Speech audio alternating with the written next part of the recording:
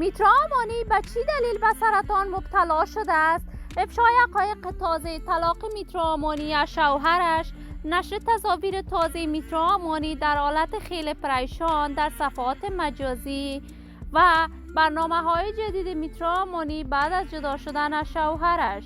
من در این ویدیو پیرامون حقایق همین ماجرا خواهم پرداخت، پس در ادامه با کانال دنیا اینفو باشید.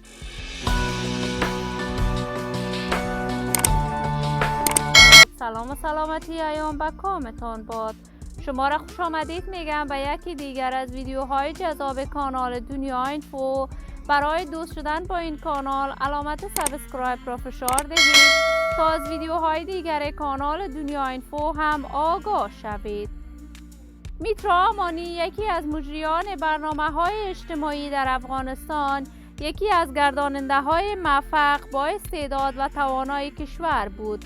هرچند مسلک اصلی میترا امانی مهماندار در خطوط هوایی افغانستان بود، ولی با استعداد خاصی که داشت وی در تلویزیون جهانی طلوع را پیدا کرد و برنامه‌های مختلف را برای این تلویزیون می ساخت. میترا امانی دوستداران و طرفداران برنامه‌هایش بیشمار بود.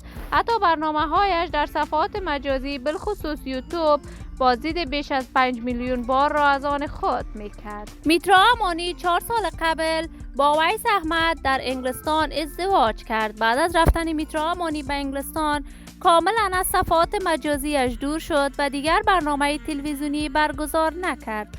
تازه ترین برنامه‌ای که از میترا امانی این روزها در صفحات مجازی نشر شده است و تصاویر وی خیلی با چهره پریشان و خسته که گویا میترا امانی به سرطان مبتلا شده است، ولی تاکنون مریضی میترا امانی از طرف خودش و خانواده‌اش تایید نشده است. ولی میترا امانی در حالت بدی در دبی زندگی می کند و شوهرش جدا شده است. دوستان نهایت عزیزم، شما هم نظریات نیکتان را در بخش کامنت با من شریک بسازید. این ویدیو را با علاقه‌مندان و دوستان میترا امانی به اشتراک بگذارید. برای دوست شدن با کانال دنیا اینفو علامت سابسکرایب را فشار دهید. درودی دیگر تمام شما خوبان را به علای منان سپرده، موفق و کامیاب باشید.